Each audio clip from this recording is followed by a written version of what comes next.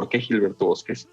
Creo que lo que falta decir en nuestra jerga política y en nuestras discusiones políticas es que también hay personajes muy dignos como él. Siempre se le da el mote de el Schindler, ¿no? El Schindler mexicano, porque justo más bien, cuando cae la República Española, él prevé cómo va a haber situaciones humanitarias de emergencia. Ahora ya nos puedes encontrar en Telegram. Solo tienes que descargar la aplicación de mensajería Telegram en la tienda digital de tu dispositivo móvil. Busca la Jornada de Oriente y selecciona Unirse al canal. O también puedes escanear con la cámara de tu celular el siguiente código QR, que te llevará directamente a nuestro canal para suscribirte. Mantente informado a lo largo del día con las noticias más relevantes de Puebla y no olvides también seguirnos en todas nuestras redes para más contenido.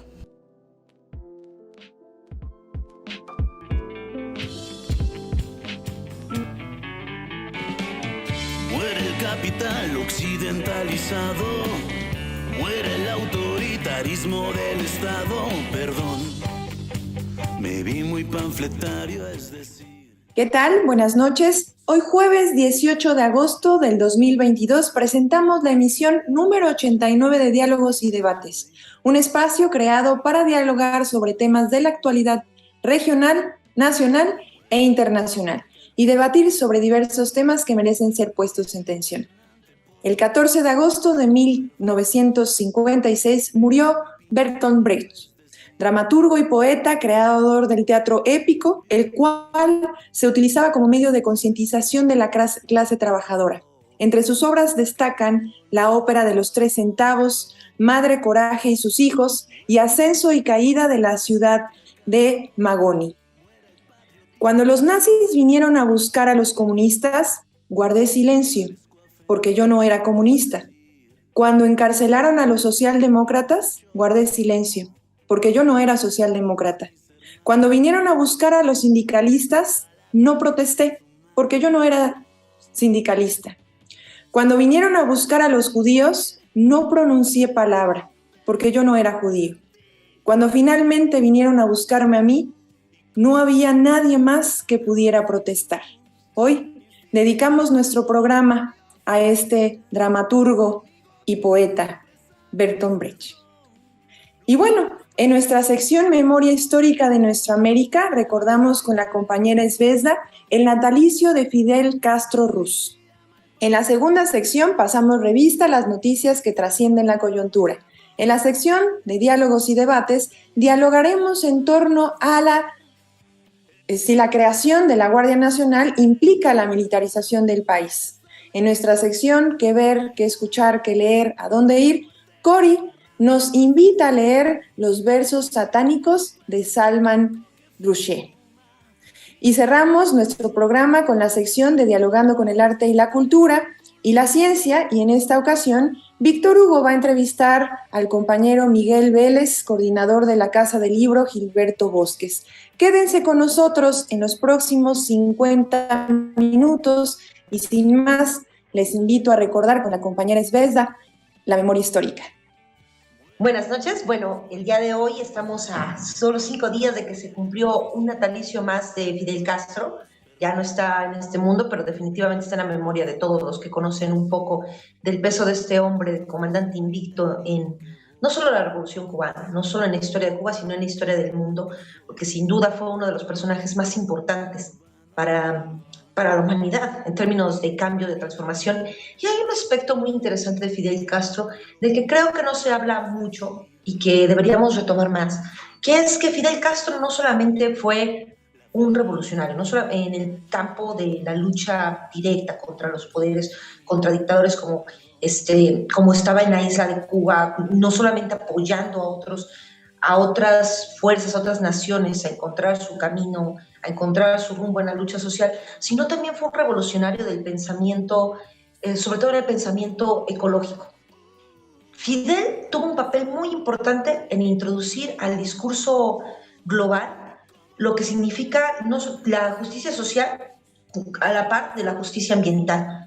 Yo creo que para quienes recordarán, yo no me acuerdo cuál de la infancia, pero sí he visto en YouTube su famosísimo discurso de 1992 de la primera cumbre que fue en Río de Janeiro, la cumbre por la madre tierra, un hito en la historia de la defensa ambiental. El discurso de Fidel fue el más aplaudido. Entonces, creo que por ahí todavía sigue en YouTube, se los recomiendo enormemente buscarlo. Es breve, 15 minutos, hasta dijo Fidel cuando terminó a los medios en risa. Creo que fui el más aplaudido porque fue el más conciso, no fue porque fue pequeño, pero en realidad fue porque fue el más contundente.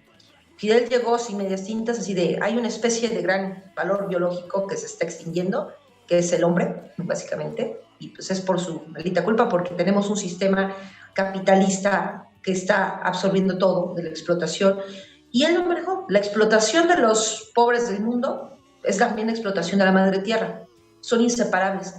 Y el papel que Cuba ha tenido en la defensa ambiental es uno que a veces no reconocemos. No, esa no fue la primera vez que Fidel Castro habló del medio ambiente. En ese es quizás el más sonado, el de 1992, pero también hubo una ocasión, un discurso de 1964, yo lo descubrí hace relativamente poco tiempo, que dio cuando murió André Bocín, que era un químico, que en Cuba introdujo la idea del pastoreo racional, una cosa muy, muy interesante y que trabajó muy a fondo con Fidel Castro cuando murió. Fidel dijo una frase muy, muy interesante, fue la de, no se puede revolucionar la naturaleza sin tener, de manera irracional, algo así, sobre cómo la naturaleza podemos transformarla, pero cuando transformamos siempre tenemos consecuencias. Habló de la revolución sobre la naturaleza como pues, la más difícil de conquistar a comparación de las revoluciones sociales y cómo siempre tenemos un costo que pagar los seres humanos cuando no tenemos una relación con la naturaleza que sea pues racional. Insisto, él es el de los pioneros de que los discursos del mundo reconozcan que la justicia ambiental es social. Y también creo que eso es parte de una muy interesante amistad que tuvo Fidel Castro con Ted Turner, el fundador de CNN, porque Ted Turner tendrá muchos males en CNN, Estados Unidos, pero definitivamente era un hombre que por el medio ambiente estaba completamente claro de lo que tenía que hacer. Si fueron niños en los 90 recordaron una serie que se llamaba Capitán Planeta, pues era una creación de Ted Turner, que él fue de los primeros en señalar también los problemas de la sobrepoblación, todo. Y con Fidel Castro tenían una amistad en torno a este tema. De hecho, la idea de crear CNN le llegó a Ted Turner después de haber visitado a Fidel Castro. Dice, Fidel fue el que me convenció de la importancia de hacerlo internacional. Bueno, de hacerlo una cadena. Y también, esa anécdota que creo que muchos recuerdan, o sea, Fidel fue uno de los más perseguidos por la CIA, siempre lo intentaron matar, no lo lograron, 90 años vivió el comandante, y trataron de todo, dijo Ted Turner, porque fueron a cazar patos, de manera sustentable, insisto, si era ecologista, dijo, estoy al lado de Fidel Castro con una escopeta, ¿qué no daría la CIA por ser yo? O sea, estaba sorprendido, lo dijo en medios. Creo que hay unas historias que atraviesan a Fidel y la lucha ambiental muy importantes. Y a veces pensamos, Cuba, pues no tienen recursos, por eso es que los autos viejitos, todo esto. No, también tiene que ver con el pensamiento, la reutilización, lo que Cuba... No creo que haya siquiera un cálculo de cuánto efecto positivo ha hecho Cuba a la huella de carbono del mundo. Es quizás el país, o uno de los países más limpios que hay en el mundo. Y no reconocemos el valor que tiene también como transformación social, el papel ecológico de Fidel para que la isla caribeña sea pues un ejemplo a seguir en muchos sentidos.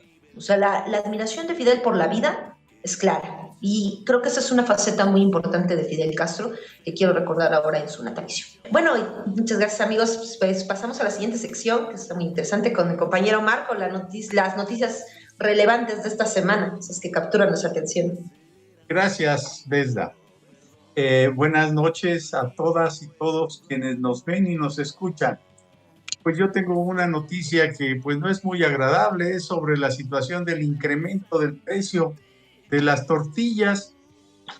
Nos damos cuenta en función de las noticias que hemos tenido a principios de esta semana que las grandes empresas harineras del país incrementaron el precio de la tonelada de harina de maíz hasta en 1,500 pesos desde junio pasado.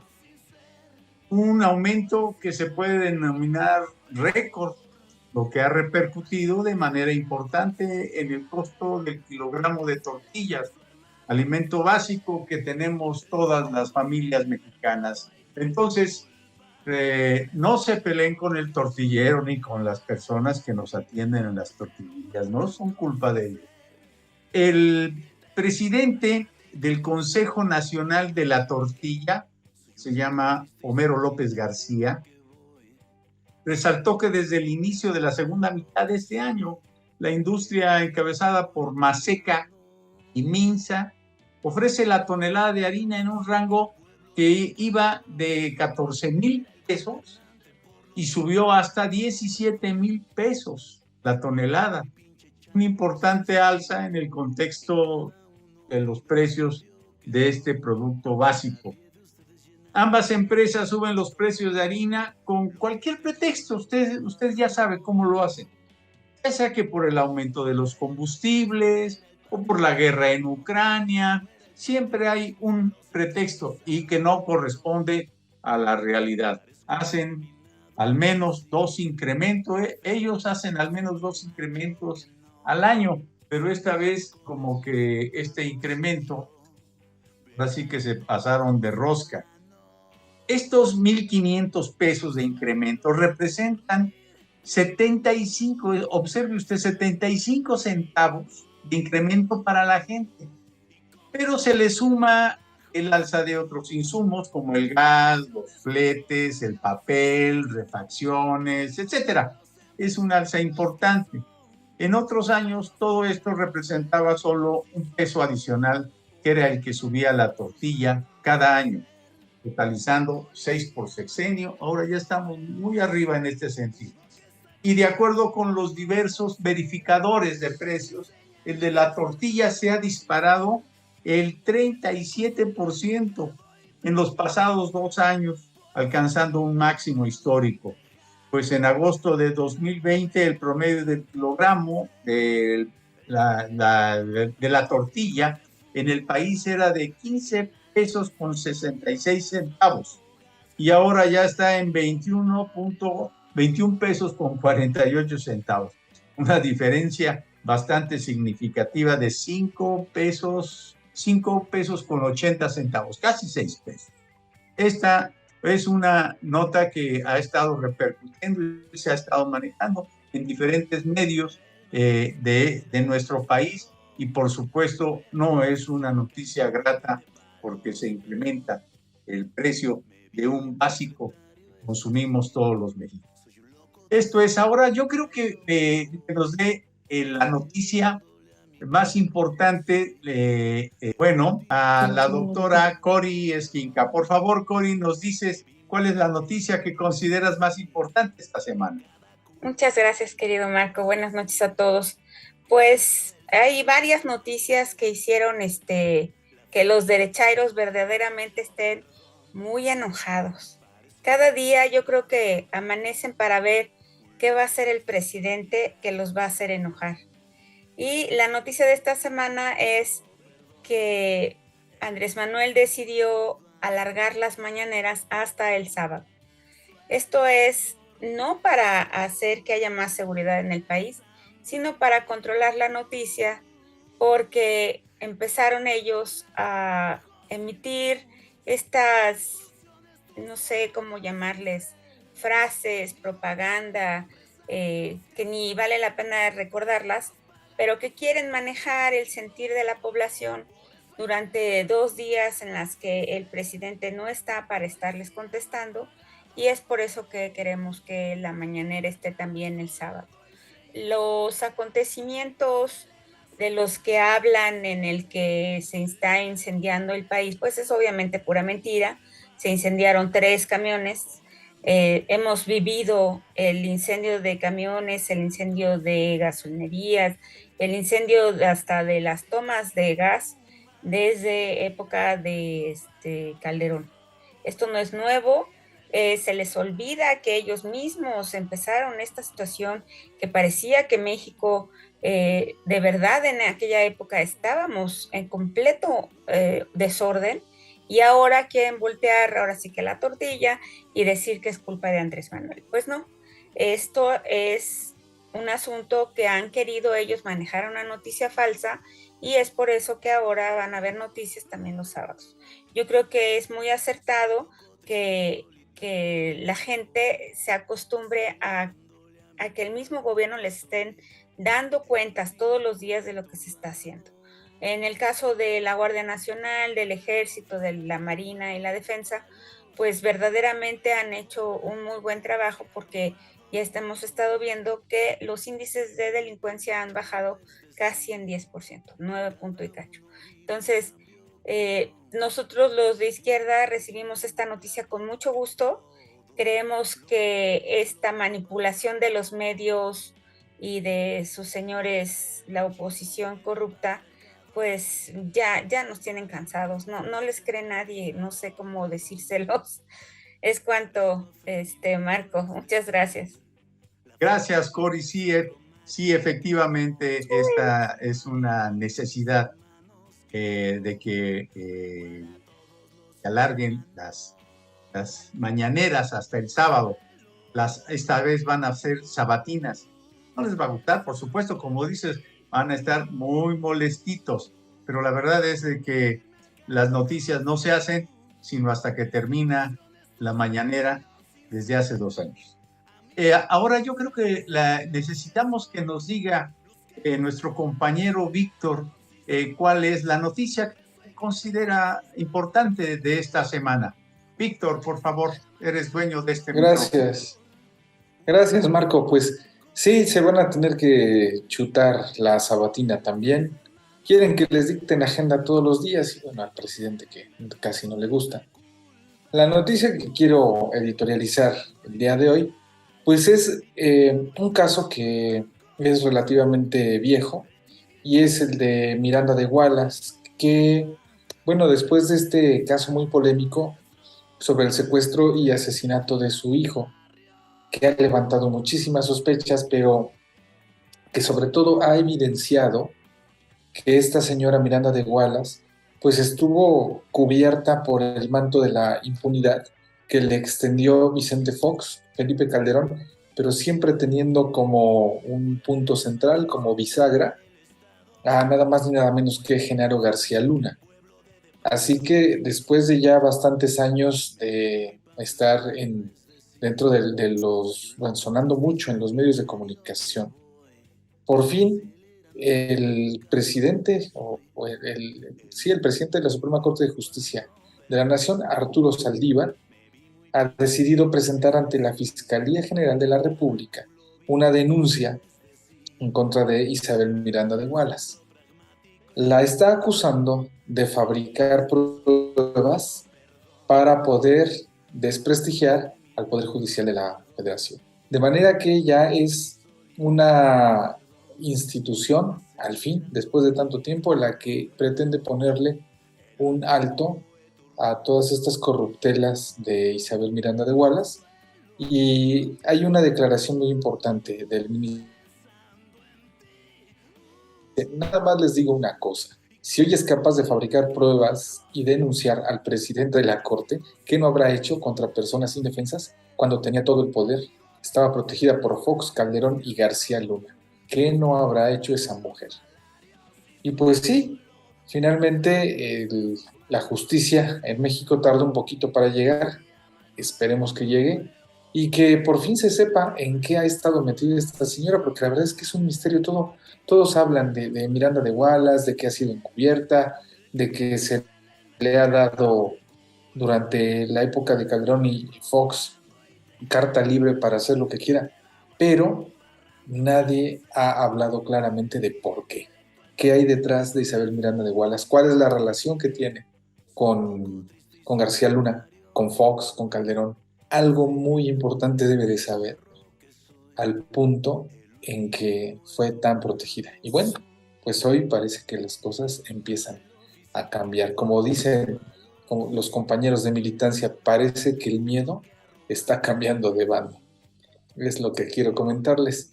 Quería comentar algo, Lluvia. Y un poco, bueno, pues al final la corrupción se va desmantelando, que ha sido parte pues también de las instituciones y que ha marcado a nuestro país duramente. Y bueno, pues ahora también me parece que con este pronunciamiento pues ya es muy visible esas relaciones corruptas que había en nuestro país. Y bueno, pues ahora le vamos a dar la palabra a nuestra compañera Esbesda para que nos cuente la noticia más relevante de la semana.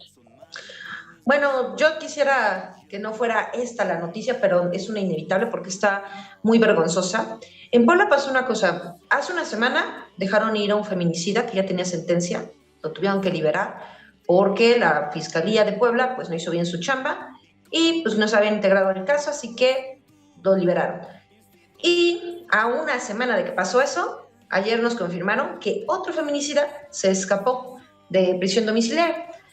¿Y por qué por qué ponerla como la más importante? Creo que estamos perdiendo como sociedad un poquito de vista que necesitamos reavivar ciertos movimientos, ciertas defensas de víctimas que han señalado los problemas que tenemos acá en Puebla, en nuestro sistema jurídico, cómo se arman los casos.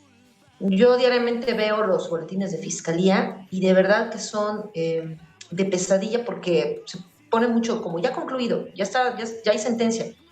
Casi siempre son casos viejos, de 2018. El feminicida que liberaron era un caso de 2017. Y él sale libre en 2022, que era el único imputado por ese caso, y los otros dos que participaron en ese feminicidio pueden salir libres porque ni siquiera están imputados por feminicidio, están imputados por robo. Y ni siquiera el robo de la víctima de ese feminicidio, sino otros dos robos. Entonces, cuando uno ve este tipo de noticias, va notando que en el trasfondo hay claves de un problema muy fuerte que tenemos en nuestro estado. Bueno, en muchas partes, pero concentrarnos a Puebla, nuestro sistema de justicia tiene muchísimos problemas en cómo se integran carpetas. Y vamos a ver más y más casos de víctimas que están pidiendo justicia, que los vemos muchísimo en Puebla, porque se hacen ese tipo de cosas, errores fatales en el proceso, y debemos ver insisto, como sociedad, que tenemos que estar al lado de las víctimas en pedir que cambie esa estructura, que se revise bien lo que está pasando a nivel de operación de las fiscalías, porque si no, nada más los vamos a ver repetidos. Y no es una cosa pequeña, A mí siempre me angustia cuando veo los comentarios de es que eso es culpa de los derechos humanos, eso es culpa de el debido proceso, si son culpables deben tenerlos. No es culpa del debido proceso, es culpa de quienes no saben integrarlo. Y un ejemplo, ahorita ya que están recordando mucho el pasado y a García Luna, un ejemplo perfecto del debido proceso tuvimos en México, recordan lo de Florence Cassés. Cuando se viola el debido proceso, nadie puede tener justicia. Eso es como el gran ejemplo en México de lo que pasa cuando no se hacen correctamente las operaciones de detenciones.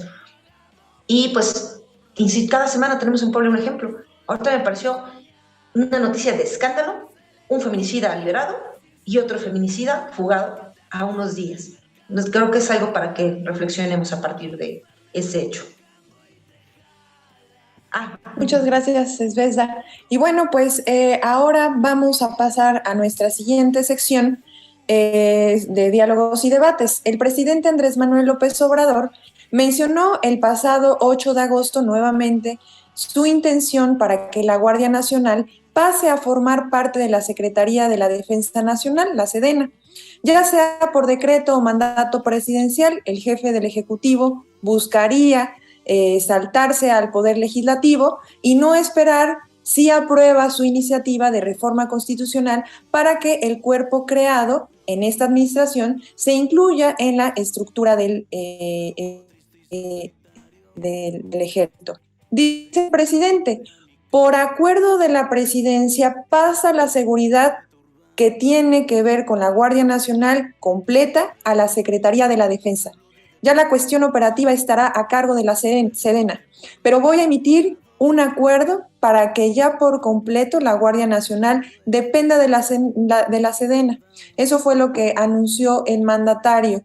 Y bueno, la pregunta que quiero ahora hacerle a nuestros panelistas, un poco para que reflexionamos en torno a la creación, es la creación de la Guardia Nacional implica la militarización del país.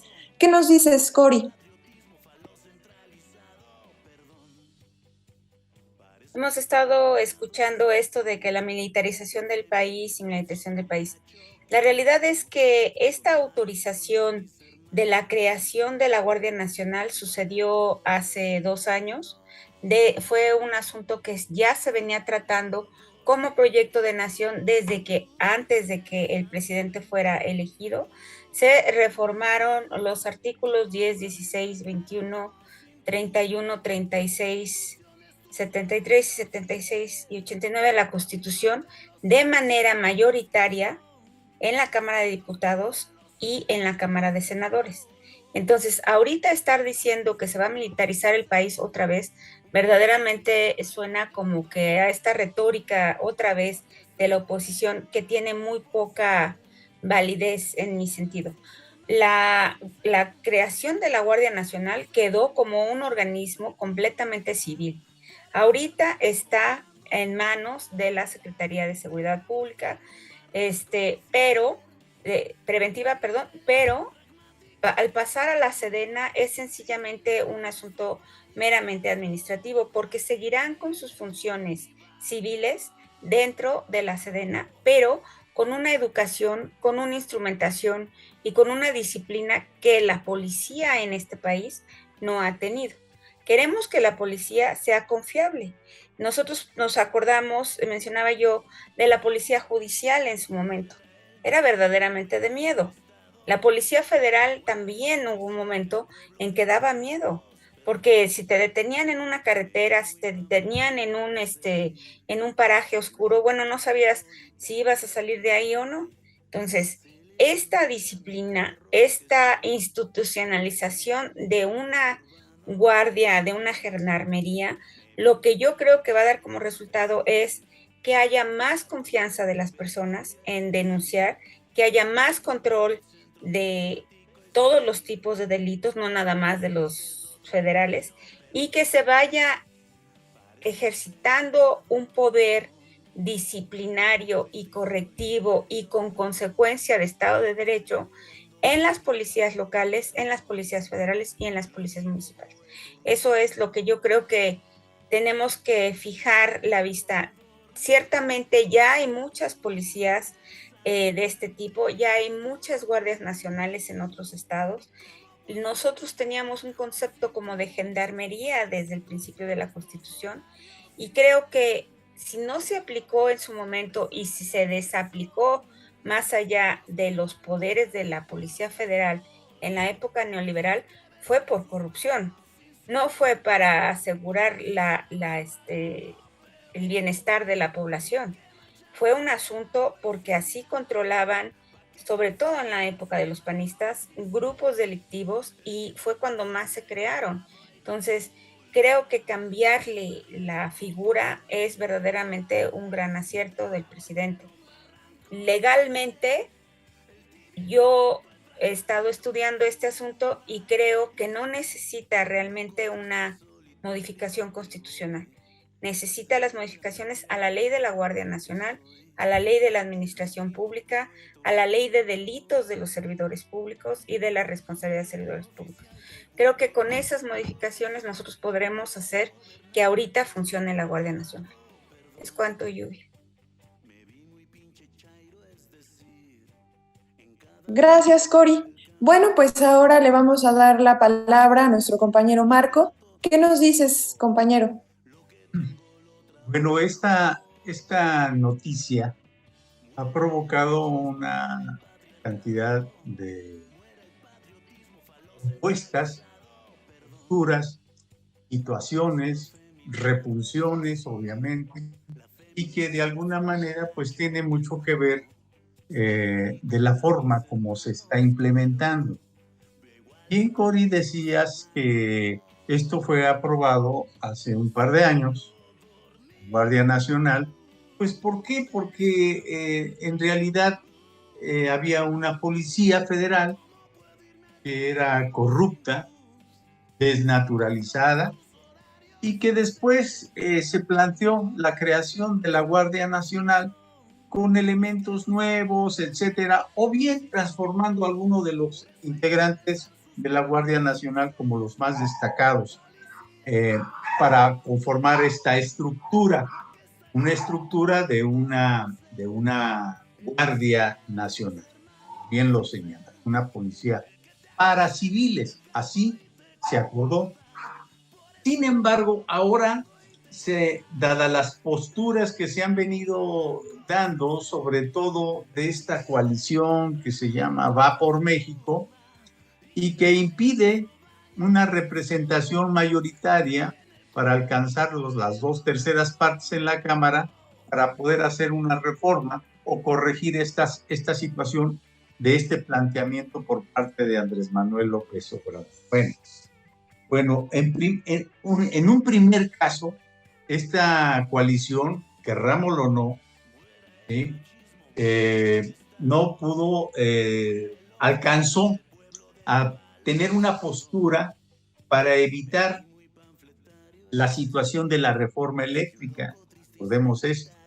Lo otro, han estado permanentemente bombardeando la obra del Tren Maya, y ahora, bueno, pues se plantea, obviamente, con esta medida, una postura por parte del Ejecutivo para que salga adelante el hecho de que la Guardia Nacional pase a depender, así lo dijo, a depender de esta estructura castrense por parte de la Secretaría de Defensa Nacional, la Sedena.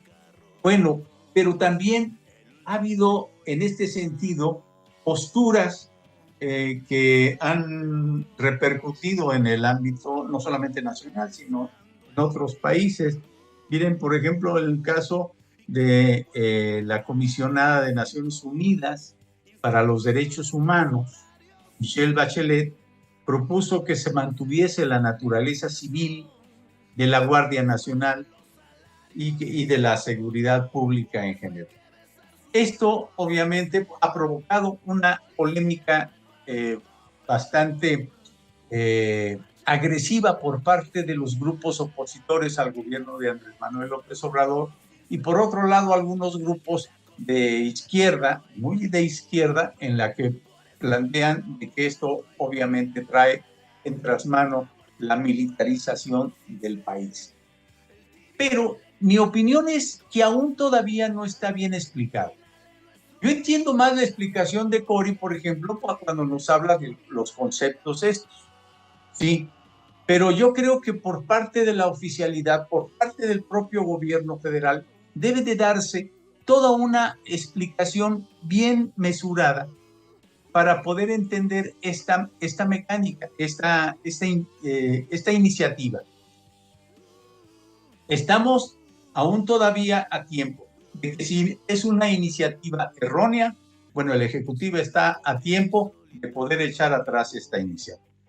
Pero también, si es una iniciativa que trae o que traiga en el futuro importantes modificaciones en lo que toca a la situación de la seguridad pública por parte de un instrumento civil, ahora pretendidamente que pase a ser prácticamente administrado por la Sedena o parte de la Sedena, pues se requiere de una explicación muy detallada al respecto. Yo veo que aún todavía estamos en esta polémica y que difícilmente podamos decir, pues sí está bien o está mal. En realidad, creo que aún hay mucha arena en el vaso con agua que enturbia la situación. Eso es lo que yo opino. Ahí está la opinión de nuestro compañero Marco. Ahora le vamos a pasar la palabra al compañero Víctor Hugo. ¿Qué nos dices? Bueno, primero que difiere un poco de esta afirmación así estricta de que el presidente se quiere saltar al Congreso. Creo que va por varias bandas. En primera, pienso que va a plantear directamente la modificación en el Congreso, pero como ya da por hecho que no se la van a aceptar, no es que se vaya a pasar por encima del Congreso. El Congreso se declaró en huelga y dijo que no iba a aceptar, que no iba a pasar ninguna iniciativa del presidente. Entonces, no es como un capricho. Pero la opinión pública lo está queriendo hacer parecer así.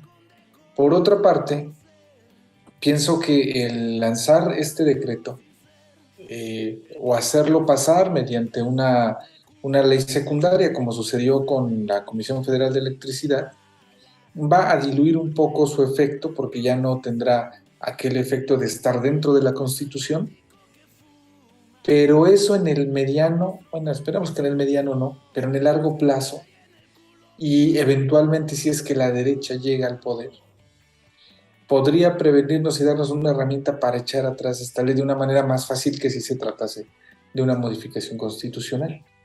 ¿Por qué? Porque para modificar la Constitución se necesita mayoría calificada y para una ley secundaria no, basta mayoría simple. Ahora, claro que en situaciones como ejercen el poder dictatorial los de derecha, si es que llegaran al poder nuevamente, pues obviamente nos enfrentaríamos aún con mayoría simple a un gran problema, un gran reto de echar atrás esta ley. ¿Por qué estoy pensando en echar atrás el poder de la Sedena sobre la Guardia Nacional? Porque incluso la Sedena hoy tiene un mando civil, que es el presidente, es el comandante supremo de las Fuerzas Armadas. Si bien la estructura, la administración, los métodos, pues son militares, pero tiene un jefe civil. Y se nota mucho la importancia de que la jefatura de la Sedena sea un civil, porque hay un abismo de diferencia entre tener a un comandante supremo como el presidente Andrés Manuel y tener otro como el comandante Borolas. Es muy diferente, porque una cosa es un sanguinario que le entregó el país a un personaje como García Luna, enlazado con el crimen organizado, y que daba la indicación a los militares, gente que yo conozco que está en el ejército, con la que en algún momento he podido platicar, lo dicen así abiertamente. El presidente decía, ustedes no se preocupen por los derechos humanos, yo los pago. Así, prácticamente lo decía. Hoy la cosa es diferente porque hay un jefe del Ejecutivo distinto. Entonces, en este momento, confiar en una estructura militar que tiene una jerarquía y que obedecen, se está viendo, es un tanto más confiable con un mando civil capaz de respetar la voluntad popular. Es más confiable que una policía que no tiene la misma disciplina que un ejército, en este momento. Pero, ¿qué pasaría si ese mando civil es asumido por un poder dictatorial de derecha? Entonces ahí creo que sí habría alguna complicación. Y creo que es la ventaja de que no sea una modificación constitucional. Entonces, me gusta ver el vaso medio lleno, a lo mejor peco de inocente, pero yo creo que es importante eso que estoy mencionando. Bueno. Gracias, Vic. Y bueno, ahora vamos a darle la palabra a la compañera Esbezda, a ver qué nos dice, qué es lo que piensa. Bueno, yo me voy con esta última frase que dijo Víctor, porque yo creo que voy en sentido completamente contrario que han tenido compañeros, porque a mí sí me parece una mentirización y efectivamente no es lo mismo que tenga el control Calderón a que lo tenga AMLO. El problema es que esto, aunque no es cambio constitucional, ya tuvimos un previo de cambio constitucional. De hecho, yo creo que fue un error lo que pasó hace 2 años. No debió haber todo este cambio sobre la ley de la Guardia Nacional. Había muchos en contra, que ciertamente muchos hipócritas, porque gente que en un momento con Peña, con Calderón, con Fox, estuvieron totalmente a favor de entrar a la guerra con el narco, se estaban avalando violaciones a derechos humanos, les encantaba la participación militar, y de repente, como es AMLO el que lo dice, pues ya están en contra. Pero también muchos compañeros que hace años estaban en contra de la militarización, ahorita como es con AMLO, están a favor. Y me parece aquí un gravísimo error, porque no va a ser para siempre el presidente AMLO, ni sabemos lo que puede pasar. Y quien tenga el poder después, al ejército podemos admirarle mucho la disciplina, la obediencia, pero eso es un arma de doble filo, siempre lo va a hacer, es la naturaleza del ejército. Y quien tenga el control, pero también tenemos que pensar en muchas cosas que hace porque lo obliga a la realidad. Ciertamente en el país que recibió es muy difícil pensar en actuar sin la milicia. O sea, él dijo una frase muy clara cuando, el lunes, que estaba hablando de lo que pasó en el norte del país, de imagínense lo que hubiera pasado si ahí no tuviéramos ejército. Imagínense qué tan difícil hubiera sido controlarlo. O sea, si tuvimos 11 muertes, ¿qué hubiera pasado si no hubiera habido ejército? Claro, tiene razón, le entregaron un país con muchos problemas, pero también le entregaron un país en donde tenemos realidades como el proyecto, por ejemplo, transísmico. A mí me parece, seamos sinceros, es el plan Puebla-Panamá, pero en otra versión, con AMLO llevándolo a cabo porque pues, es alguien que entiende más de derechos humanos. En medio de un panorama con proyectos de este tamaño, queremos que el ejército tenga más poder, pero que eso no era lo que Estados Unidos quería hacer desde hace mucho tiempo. Hubiéramos estado en contra con otro presidente. Insisto, AMLO no vive para siempre. En el mejor de los casos tenemos una muy buena sucesión presidencial, pasa alguien que verdaderamente lleva la batuta de 4T, pero después no tenemos las llaves del futuro necesariamente. Así que a mí me parece sumamente peligroso. O sea, claro, ¿cómo controlamos esto? Si quieres paz, prepárate para la guerra, tenemos que aceptar realidades, pero no a costa de que tengan demasiada fuerza los que son un poco incontrolables para nosotros como sociedad. Yo coincido con el llamado de muchos a que debe ser civil. O sea, necesitamos mejorar nuestras fuerzas civiles. Pues sí, claro que hay mucha disciplina. Debemos buscar la manera de introducirlo eso a las fuerzas civiles. Claro que da miedo a muchísimos policías, la Policía Federal, pero también da muchísimo miedo al ejército, perdón, pero tal vez mucha gente ahorita no recuerda. Yo estaba contándole esto a unos chicos. Digo, ellos no han vivido, ellos no nacieron o no fueron ni adolescentes en un país en que no fuera normal ver al ejército en las calles de la manera que lo tenemos hoy. Eso no era normal antes. Claro, había guerra sucia, había muchas cosas, pero esa presencia no era tan normalizada. Yo creo que debíamos buscar otros controles porque el ejército da mucho miedo. Nada más el presidente, cuántas cosas ya destrabó en esos últimos días sobre lo que ha hecho el ejército. Ahí tenemos memorias de la guerra sucia, memorias del halconazo, memorias del Tlatelolco.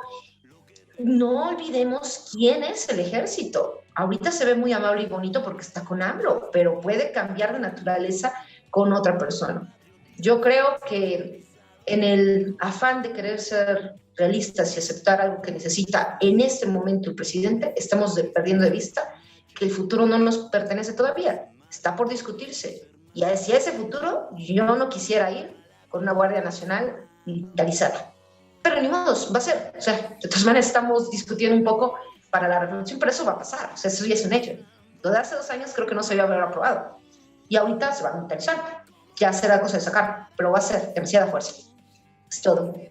Bueno, muchas gracias, Esbeza. Pues sin duda es un tema que aún quedará en el tintero de la opinión pública. Hay muchas cosas todavía que discutir. Bueno, pues así llegamos ya a nuestra tercera sección. ¿Qué ver, qué escuchar, qué leer, a dónde ir?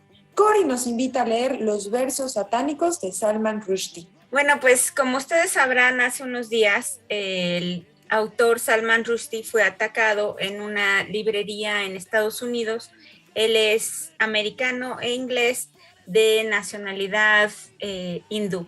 Y bueno, él hace muchos años, en 1988, escribió una novela que se llama Los versos satánicos, que básicamente trata de una semblanza, una comparación del Corán con lo que le sucede en su vida.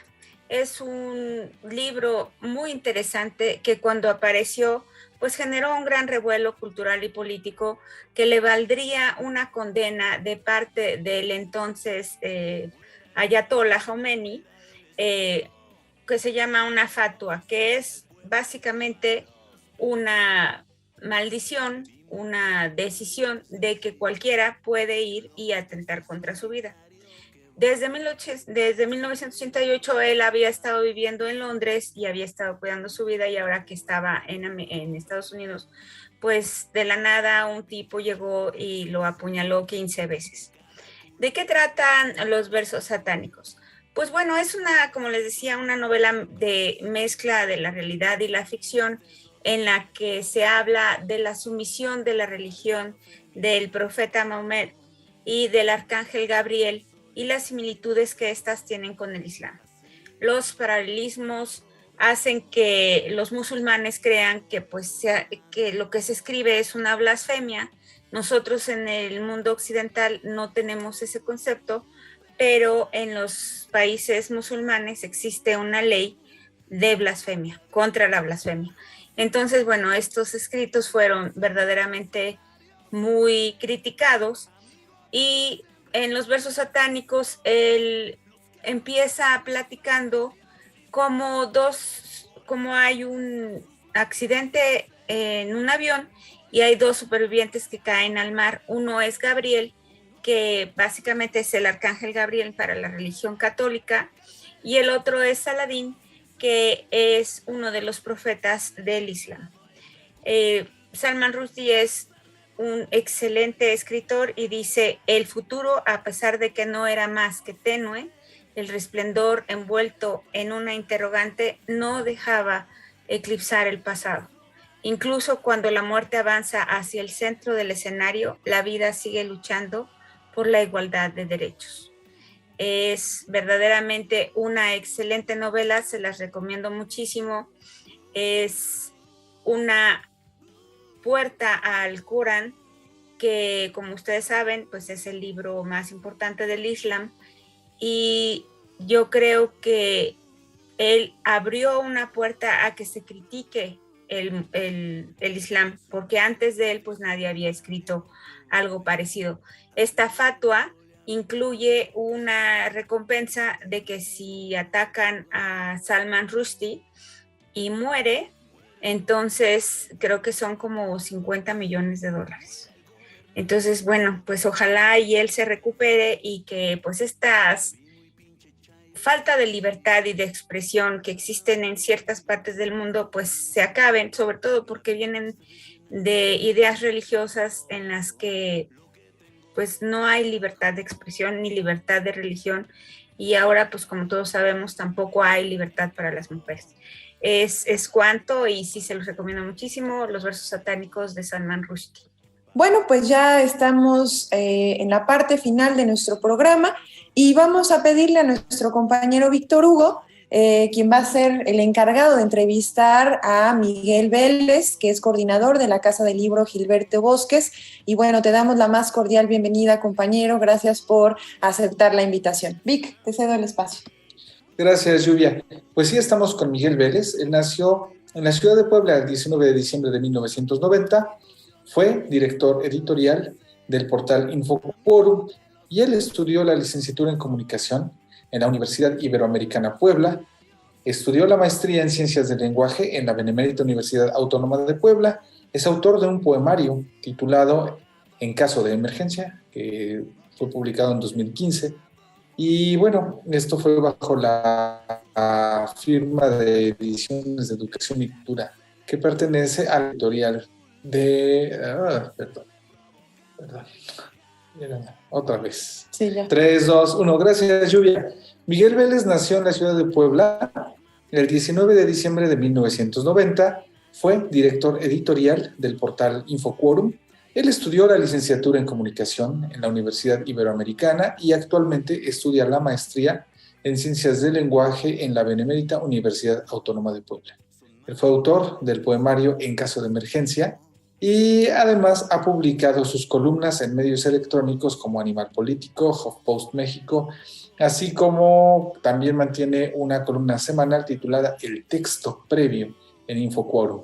Ha participado en diversos foros académicos y ha recibido distinciones y reconocimientos, entre los cuales pues contamos con algunos que son internacionales en la Universidad de Luxemburgo, por ejemplo, en la Cátedra Alan Turén de la Universidad Iberoamericana, y fue Premio Nacional al Desempeño de Excelencia. También hoy, y por cierto, hoy nos viene a hablar porque él es director de la Casa del Libro Gilberto Bosques. Entonces, pues le doy la palabra al compañero Miguel Vélez para que nos cuente sobre su quehacer aquí en la Casa del Libro Gilberto Bosques. Hola, Víctor, Ana Lluvia y compañeros todos de este programa. Los saludo mucho y les doy las buenas noches. Y bueno, No sé por dónde quieran empezar. Vamos a empezar con la historia de la Casa del Libro, cómo fue pensada, cómo fue conceptualizada. Creo que eso estaría bien. Sí, y fíjate que estábamos platicando hace unos momentos cuando sabíamos que ibas a estar con nosotros. ¿Por qué Gilberto Bosques? Porque es un homenaje a un personaje muy importante de la política exterior mexicana, pero que se le hace poco caso. ¿Por qué Gilberto? Pues sí, yo creo que, bueno, mira, pensando en el personaje de Gilberto y que fue efectivamente muy prominente durante la primera mitad del siglo XX, en el sentido de que era un político con esta visión de Estado. No era un político, me parece, simple, ¿no? Era de esos políticos priistas que ya, o sea, voy a decir esta cosa muy obvia, pero que ya no hacen, ¿no? O que muy pocos ejemplos se me vienen a la mente, que vienen efectivamente de este periodo posrevolucionario y que tienen la gran misión de cambiar, de crear muchas veces las instituciones del país, de cambiar la situación política y social del país, y que haber vivido la revolución y el régimen posrevolucionario les dio una altura de miras muy interesante. Y creo que Gilberto Bosques es muy reconocido, sin duda alguna. Ahí está el Instituto Gilberto Bosques, que lleva su nombre, que es justo una escuela de Relaciones Exteriores, de la Secretaría de Relaciones Exteriores, que también tienen programas de investigación de manera interna. Creo que tienes razón. Más allá de la anécdota o de la efeméride, como acaba de ser hace un par de semanas, que fueron los 130 años de su natalicio, a Gilberto Bosques y personajes de esa talla no les hemos prestado mucha atención en el sentido de el debate en la opinión pública. Entonces, como pregunto Gilberto Bosques, creo que es ¿por qué Gilberto Bosques? Creo que lo que falta decir en nuestra jerga política y en nuestras discusiones políticas es que también hay personajes muy dignos como él. Siempre se le da el mote de el Schindler, ¿no? El Schindler mexicano, porque justo en el gobierno, más bien cuando cae la República Española, él prevé cómo va a haber situaciones humanitarias de emergencia, y ya cuando cae también la Francia y se instala la Francia de Vichy, empieza a dar visas de emergencia, no solo a españoles, también a franceses, y se calcula que salvó la vida por lo menos de unas 40,000 personas, cuando él básicamente instaura un consulado de emergencia. Y creo que ese humanismo y esa como visión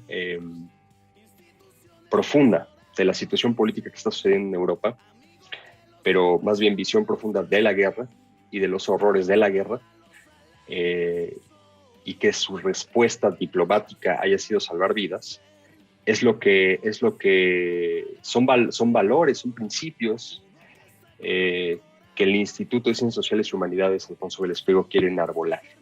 Además de que es un ilustre poblano y todo lo que podamos decir muy institucionalmente de él, lo más importante creo es que hay que honrar la memoria de aquellos poblanos que han hecho algo, no solo en términos académicos o políticos, sino en términos humanos. Y creo que eso es muy importante, además de que, bueno, Gilberto Bosques fue después legislador y fue profesor. Creo que sí, lo más loable de su legado es ese. Sí, sí, sin duda. Es retomar. ¿Y cuál es el origen de este proyecto, la Casa del Libro? ¿Qué es la Casa del Libro? ¿A qué se van a dedicar? ¿Dónde van a estar? Bueno, la Casa del Libro la conceptualiza el director anterior, mi padre, el doctor Francisco Vélez Priego. Cuando hay varios fenómenos que se entrecruzan en esto. Uno es que desde el inicio del siglo, desde el año 2000 aproximadamente, la biblioteca del Instituto de Ciencias Sociales y Humanidades crece a pasos agigantados. Entonces, inició originalmente esa biblioteca con alrededor de 4 o 6 mil libros en los años 90, en el año 92, 93. Y rápidamente creció a 12, 15 mil libros. Y para el 2010 ya había alcanzado 60 mil libros. Y estas cifras, nada más las digo rápido, pero no son menores, porque cuando inicia el periodo de gestión del doctor Vélez, se crece más la biblioteca, llega a los 100,000 títulos. Y en ese sentido, con todos estos cambios de volúmenes, de libros y de documentos, porque también es una hemeroteca, es necesario plantear, y se ha movido esa biblioteca 3 veces, esta es la tercera y esperamos última vez que se mueve, y el doctor Vélez pasa por las 6 y ve que las monjas están vendiendo lo que era el Colegio Progreso, es decir, el convento de las Clarisas. Se contacta con el rector Esparza, le presenta el proyecto de mover la biblioteca, y aquí es donde la justificación cobra relevancia, porque de esos 100,000 libros, la Casa Amarilla, donde estaba antes la biblioteca Ernesto de la Torre Villa, ya no puede ser consultada el 40% de esa biblioteca. Entonces, darle un mayor espacio significa que podemos integrar a la colección el 40% de los libros que casi que no se podían consultar. Sí se podía, digamos, están catalogados, están inventariados, están en el sistema Sierra, y son para uso, más bien han sido por más de una década para uso interno, pero ahora ya los vamos a poder integrar a la colección, y eso significa que se van a poder prestar, se van a poder llevar a casa, en fin. Eso es como la parte propiamente de los servicios bibliotecarios. Pero después se piensa la Casa del Libro como concepto, porque Puebla es importantísima en la tradición editorial y de imprenta de México. Digamos, como ciudad española, ¿no? por decirlo de una manera, y como aduana, específicamente como ciudad aduanera, que está mediando estas importaciones y exportaciones hacia el imperio y hacia China específicamente, y que pasa porque el territorio de la administración poblana llegaba hasta Guerrero y hasta Veracruz. Pues sí tiene históricamente, vamos a ponerlo así, los avances tecnológicos, ¿no? Entonces la imprenta llega a Puebla muy temprano en la conformación de la Nueva España, y creemos en la Casa del Libro que es importante retomar, no es que no se haya hecho, pero darle ese lugar, no solo en el proyecto de casa, sino que dentro del Instituto de Ciencias Sociales tenemos una colección, que es la colección de la Casa del Libro, que se llama Domus Libris, que es latín para la Casa del Libro, y que está enfocada a editar libros que hablen de la historia y tradición de todos aquellos fenómenos relacionados con la imprenta. Tenemos, bueno, hasta ahora me parece que en esa colección son cinco libros que hablan de la historia del libro, de la imprenta y la lectura. Entonces, conceptualmente, a lo que apunta es a promover ese instrumento como un instrumento, no solo un objeto, no solo una industria o una economía, sino un instrumento civilizatorio, un instrumento que ha dado pie a los diálogos más importantes de la modernidad y de esta era contemporánea, es decir, el libro. Y de eso se trata el proyecto de la Casa del Libro, de darle lugar, o más bien territorializar o situar un lugar donde se puedan tener este tipo de reflexiones y discusiones, debates, exposiciones artísticas y todo tipo de expresiones. Sin duda un proyecto importante, sobre todo en un momento en el que el libro físico y los lugares donde se acude a consultarlos, a obtenerlos, a admirarlos, ya es cada vez menos popular en el sentido estricto, o sea, es menos accesible para el pueblo. ¿Cómo planteas esto en el pues proyecto? Mira, es interesante esto que planteas, porque yo creo que no es así, no es así. A mí, obviamente, me preguntan, yo recibí este encargo en marzo y sí ha sido muy interesante, como en tan poco tiempo. Me han preguntado mucho qué pienso yo de el futuro, el devenir del libro, ¿no? Y discrepo, no podría discrepar más de la aseveración de que el libro electrónico, el libro digital, el EPUB, PDF, etcétera, va a suplantar el libro físico, porque es una cosa que llevamos haciendo desde hace 10,000, tal vez un poco más de años. El libro se ha sofisticado, por eso marcamos este hito de la imprenta de Gutenberg, ¿no? Pero no es que no hubiera libros antes, ¿no? Y no, digamos, es difícil de explicar sin recurrir al romanticismo, pero hay que hacerlo un poco porque es la herramienta que más perfectamente hemos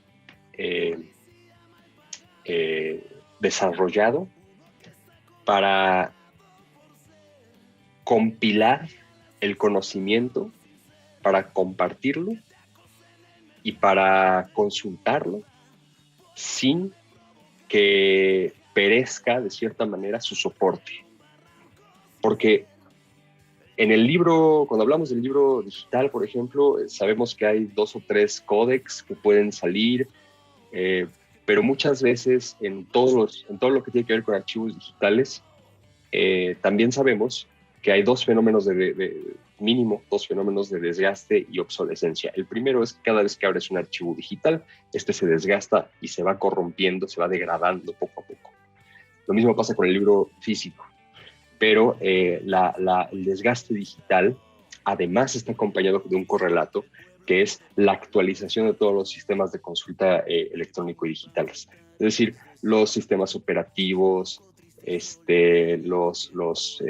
las plataformas mediadoras, es decir, las aplicaciones con las que se lee, etcétera.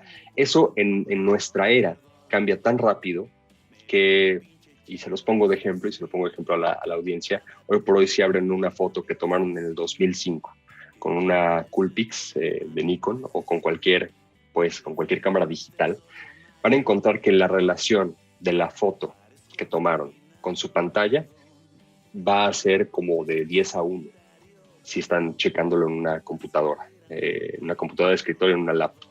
Y no se puede hacer más grande sin corromper el archivo. ¿Por qué? Pues porque han avanzado las tecnologías de soporte y de visualización. Lo mismo puede pasar con el libro. El libro, claro, es distinto porque el texto se puede adaptar a soportes, pero yo le auguro una obsolescencia incluso más temprana a un libro digital que a un libro físico. Nosotros, la humanidad, tenemos libros de hace 600, 700 años que, bueno, no están en condiciones prístinas, ¿no? Pero todavía se pueden revisar y leer. Entonces, me parece que más bien, desde el punto de vista de la economía del conocimiento y de la economía material del propio libro, el soporte físico sigue siendo rey. Y bueno, esa es la primera parte de mi respuesta. La segunda tal vez va a ser un poco más sucinta, pero Con respecto a lo de si es popular o no el libro, bueno, el libro nunca ha sido popular propiamente. Digamos, las ideas de los libros, los debates que hay en torno a los libros, los discursos que salen del libro y entran a los espacios de práctica y a los espacios de política, esos son los populares o los que eventualmente se popularizan. Pero el libro pues, siempre ha sido, de cierta manera, tomado como un instrumento de las élites, incluso cuando era un libro manuscrito. Por ejemplo, los manuscritos iluminados sabemos que eran hechos para reyes, ¿no? Yo creo que más bien el libro está cambiando o siempre ha estado en esa tensión. Pero bueno, el periodismo, por ejemplo, no se explica sin el libro, sin el libro y la imprenta. Yo sostengo que el primer vocero por ponerlo en términos contemporáneos, de los voceritos de periódico, el primer vocero era el que leía el edicto, ¿no? Que es el edicto viene de esto del el rey ha dicho, ¿no? Entonces viene con las nuevas del rey a leerlo a la plaza pública y esa es la noticia, ¿no? El libro tiene una dinámica social distinta, pero creo que desde la imprenta es mucho más popular. Pues vale, muchas gracias por tu respuesta. Sin duda es interesante escucharte y saber que existe un espacio como aquel que estás coordinando. Y bueno, pues con esto llegamos al final de nuestro programa. Agradecemos a los compañeros que se han conectado para compartir sus opiniones, a las personas que están viendo el programa desde su casa, desde el transporte público o desde donde quiera que lo estén haciendo. Agradecemos también a Giovanni en los controles por estar con nosotros en la transmisión. Y bueno, no olviden que tenemos una cita la siguiente semana a la misma hora y por el mismo lugar en internet. Hasta luego.